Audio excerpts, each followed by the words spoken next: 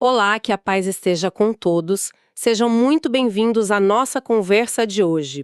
O material que a gente vai analisar um pouquinho diferente, nossas fontes são trechos de diálogos de orientação espiritual que foram extraídos de atendimentos individuais, onde se busca clareza para questões bem profundas da vida. Desses diálogos foram selecionados só os ensinamentos mais universais, aqueles que podem servir para todos nós, sempre com total respeito à privacidade de quem foi atendido. E o tema que surgiu disso tudo é algo que, bom, cedo ou tarde, todo mundo enfrenta: as grandes transições. Sabe aqueles momentos em que um ciclo se fecha, como uma longa carreira que diminui de ritmo, e a gente sente que uma porta se fechou. Isso pode trazer uma certa angústia, né? Um medo do que vem pela frente e até uma dúvida sobre a nossa capacidade de encontrar um novo caminho. A questão que vai guiar a nossa análise hoje é: como navegar essa incerteza e transformar ela num novo e sereno propósito? Essa é uma questão fundamental na jornada de amadurecimento da consciência. Esses momentos de aparente vazio, eles não são um fim, na verdade são um convite. Um convite para um reajuste interno, para a gente olhar para dentro de um jeito que a rotina agitada talvez não permitisse, sabe? A solução, como as fontes nos mostram, raramente está em preencher o tempo com mais atividades, mas sim em encontrar uma nova qualidade de presença no que a gente faz. O objetivo da nossa conversa vai ser explorar como o ato de servir, a percepção da energia dos lugares que a gente frequenta e, principalmente, cultivar a gratidão, como tudo isso pode ser uma ferramenta poderosa para reencontrar o bem-estar nessas fases. Faz todo sentido. E começando por esse primeiro sentimento, essa apreensão que pode surgir quando a gente diminui o ritmo de trabalho. Aquele pensamento de: e agora? Será que eu vou dar conta? Qual seria o primeiro passo prático que as fontes sugerem para lidar com essa energia de insegurança? A orientação é clara. O primeiro passo é, de fato, aceitar e até promover a diminuição do ritmo profissional, mas não para criar um vácuo, e sim para abrir um espaço. O passo seguinte é canalizar toda a experiência, a habilidade de uma vida para uma atividade voluntária. E aqui tem um ponto que é fundamental. Não se trata de arrumar uma nova obrigação. O voluntariado não pode ser um novo fardo, entende? Precisa ser uma atividade que permita à pessoa sentir plenitude, uma alegria serena em servir. Entendi. Então o risco seria a pessoa simplesmente trocar o estresse do escritório pelo estresse do voluntariado. Como que alguém pode diferenciar na prática se uma atividade está nutrindo a alma ou se tornando só mais um item na lista de tarefas? A diferença está na intenção e na sensação interna. A atividade que nutre é aquela onde a gente se sente genuinamente útil, onde tem uma conexão humana real. Uma das perspectivas que a gente analisou, vinda de uma entidade que se apresenta como um médico espiritual, oferece uma visão bem interessante sobre isso. Ele sugere que a troca de energia no voluntariado autêntico, ela tem um efeito rejuvenescedor. A gratidão que a gente recebe, mesmo que seja em silêncio, pelo auxílio desinteressado, gera um campo de energia que nos equilibra e beneficia a saúde. Não é uma transação comercial, é um fluxo de bem-estar. Isso é fascinante, mas me surge uma dúvida. E se a pessoa não recebe essa gratidão de forma explícita? Penso em alguém que trabalha voluntariamente limpando um abrigo de animais ou organizando doações. A outra parte não vai dizer obrigado. Essa troca de energia positiva ainda acontece? Ótima pergunta. Ela vai no centro da questão. A troca não depende de palavras, ela acontece no nível da intenção. O ato de cuidar, de organizar, de zelar por um ser ou por um ambiente com um sentimento genuíno de amparo, isso já gera essa energia positiva. A sua própria consciência, ao se doar sem esperar reconhecimento, se eleva e se fortalece. A gratidão do universo, podemos dizer assim, retorna para você através de um sentimento de paz e de propósito. A troca é com a vida. E a mágica acontece porque, ao nos doarmos, criamos uma espécie de fluxo. É como uma bateria que se recarrega não com a eletricidade, mas com a energia da conexão, da intenção de fazer o bem. E essa recarga nos equilibra e nos dá força. Seria essa a ideia? É uma excelente maneira de colocar. Você pegou a essência. A chave é essa conexão, muito mais do que a tarefa em si. Não é apenas o ato de fazer, mas o sentimento por trás do ato. É isso que gera o fluxo de bem-estar que nos sustenta nas transições. Ok, então o primeiro passo é redirecionar a nossa ação através do voluntariado com a intenção correta. Mas você mencionou que a conexão humana é importante. Isso me faz pensar. O ambiente onde essa ação acontece também deve influenciar, certo? Como a energia de um lugar impacta essa troca? Influencia e de maneira decisiva.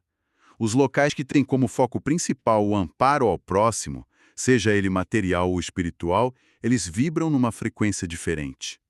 São ambientes onde a intenção coletiva de servir cria um campo energético de apoio. Nesses lugares a pessoa se sente útil, parte de algo maior, alinhada a um propósito de vida. E o contrário também existe. Um ambiente que, apesar de se propor a ser um lugar de ajuda, não tenha essa energia positiva. Sim, e as fontes nos alertam para esse contraponto. Existem certos ambientes, mesmo os com uma fachada espiritual, que podem ser energeticamente frios. Sabe aquela sensação de um lugar onde as coisas são muito mecânicas, onde a interação humana é superficial, não há uma troca real e calorosa entre as pessoas? As atividades podem se basear mais em rituais e em formalidades do que em ações humanitárias práticas, no contato direto com quem precisa de ajuda. E qual seria o risco de permanecer num lugar assim? O risco, apontado nas análises, é que a pessoa pode se tornar dependente de um mundo imaginário espiritual. Sabe, uma busca por fenômenos ou por respostas prontas, sem que haja uma troca justa e equilibrada com o mundo real, com as necessidades das pessoas ao redor. A pessoa fica isolada nas próprias buscas e não participa do fluxo de energia do serviço. Quer dizer, então, que a qualidade da vibração de um lugar não depende só da sua proposta, mas da ação humana concreta e afetuosa que acontece ali. A verdadeira evolução viria da união do auxílio espiritual com o amparo material, um ao lado do outro. Exatamente. A espiritualidade se manifesta na ação. Um dos mentores, que se apresenta como um psiquiatra arcturiano, observa que a falta dessa troca completa que une o humano e o espiritual pode manter as pessoas em desequilíbrio emocional, mesmo que frequentem locais de fé com regularidade. A ajuda precisa ser integral, olhando para a alma e também para as necessidades da vida prática. Sem essa conexão com a realidade do outro, a espiritualidade pode se tornar uma fuga e não uma ferramenta de crescimento. Falamos sobre ambientes frios e calorosos, e a diferença parece ser essa troca real e calorosa entre as pessoas. Parece que essa troca energética é o ingrediente secreto aqui. Poderíamos desmembrar um pouco o que as fontes querem dizer com isso, o que ela é na prática. Na prática, a troca energética é o que a gente sente. É o fluxo de vida que acontece quando nos conectamos verdadeiramente com outra pessoa. O despertar da consciência, de acordo com as fontes, não começa com fenômenos extraordinários.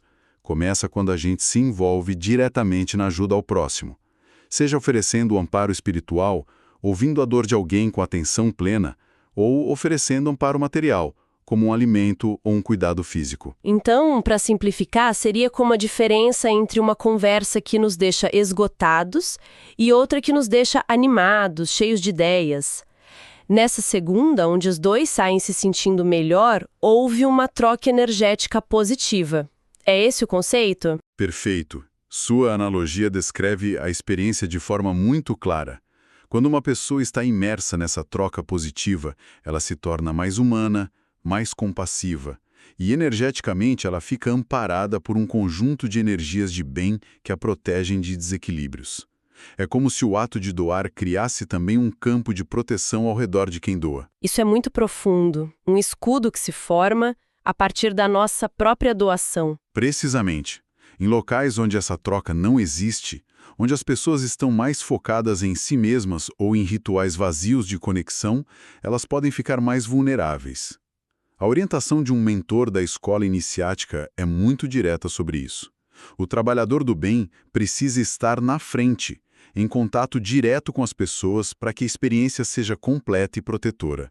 Estar nos bastidores é importante, mas a troca real, que cura e fortalece, acontece no contato, no olho, É ali que a energia flui e protege. Portanto, o ato de servir e se conectar com a necessidade do outro não apenas ajuda quem recebe, mas cria um fluxo de energia que nos fortalece, nos equilibra, ele se torna uma peça essencial para a nossa própria jornada de expansão da consciência. É um caminho de mão dupla. Exato. Ao nutrir o outro, nutrimos a nós mesmos. Ao proteger o outro, nos protegemos. A espiritualidade se torna viva, prática e segura. Vamos tocar agora num sentimento muito comum nessas fases de transição, o vazio. Quando o ritmo da vida se altera e as atividades que antes nos preenchiam perdem o sentido, uma sensação de vazio pode se instalar. Como podemos lidar com isso de forma saudável e duradoura? Esse vazio surge, de fato, quando a nossa frequência interna já não está mais alinhada com os estímulos externos de antes. É um chamado para um ajuste energético.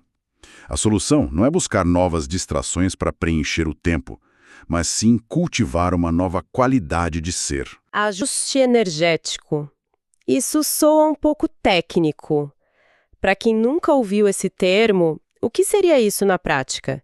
É tipo tentar sintonizar uma rádio na estação certa para a música ficar clara e sem ruído? Sua analogia é perfeita. É exatamente isso. Estamos tentando encontrar a sintonia da paz interior. E a principal ferramenta para fazer esse ajuste, segundo nos ensina uma fonte que se apresenta como instrutor extrafísico, é cultivar um estado de gratidão. Gratidão. É interessante como algo que parece tão simples é apresentado como uma solução tão poderosa. Como ela funciona para preencher esse vazio? Pense na sua mente como um jardim. O vazio e os pensamentos negativos são como ervas daninhas, que crescem com força quando o solo está desocupado. A gratidão não é só uma flor bonita que a gente planta. Ela é como uma planta de cobertura, que se espalha, ocupa todo o espaço e enriquece o solo, e naturalmente impede que as ervas daninhas prosperem.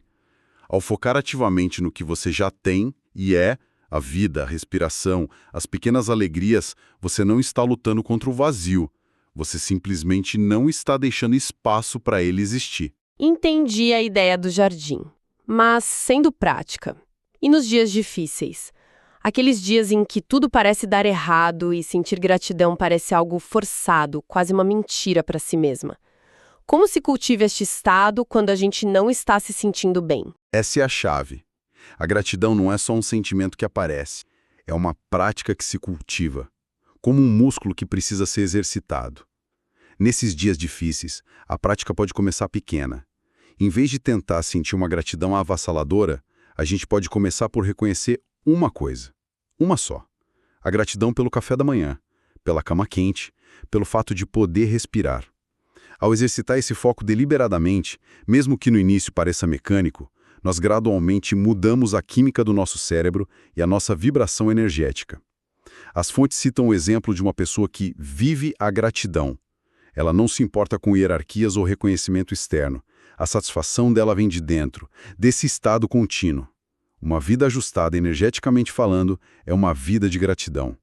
Os desafios não somem, mas a perspectiva a partir da qual os encaramos muda completamente. Compreendo. Então, a meta final, para além de encontrar novas atividades, é cultivar essa vibração interna de gratidão através de uma prática consciente. É esse estado que verdadeiramente nos equilibra e nos dá a sensação de plenitude, independentemente das circunstâncias externas. É uma mudança de foco fundamental do fazer para o ser. Exatamente essa conclusão. É uma mudança profunda de perspectiva que nos ancora em algo muito mais estável do que qualquer cargo, função ou rotina. Nos ancora em nós mesmos. Isso traz muita clareza. E antes de concluirmos, acho que é importante reforçar o contexto de onde vieram essas reflexões. Os conceitos que a gente abordou hoje foram extraídos da análise cuidadosa de uma gravação de um atendimento individual, presencial e gratuito, conduzido por um médico espiritual, incorporado em um médium. É fundamental repetir que a identidade e os detalhes pessoais de quem recebeu o atendimento são totalmente preservados. O nosso trabalho é só o de selecionar os ensinamentos universais que podem auxiliar a todos na jornada do autoconhecimento. Sim, é um ponto importante. E vale acrescentar também uma informação sobre os responsáveis por este trabalho. Os dois médiuns que o conduzem são servidores públicos e, antes de darem início à academia extrafísica, se dedicaram por muitos anos ao voluntariado em hospitais e diversas instituições de auxílio. Foi uma longa preparação, prática e humana para que pudessem compartilhar esses conhecimentos com a devida responsabilidade. Exato. E com base em tudo que a gente conversou, eu gostaria de deixar uma reflexão final para quem nos ouve. A proposta é: de que forma podemos, no nosso dia a dia, transformar o sentimento de gratidão em uma ação concreta, por menor que seja? Como podemos usar essa gratidão para gerar uma troca de energia positiva com as pessoas e o mundo à nossa volta? Uma excelente questão para levarmos conosco e praticarmos. Agradecemos muito a companhia de todos nesta análise e convidamos a continuarem essa jornada de aprendizado explorando outros temas em nossos demais áudios.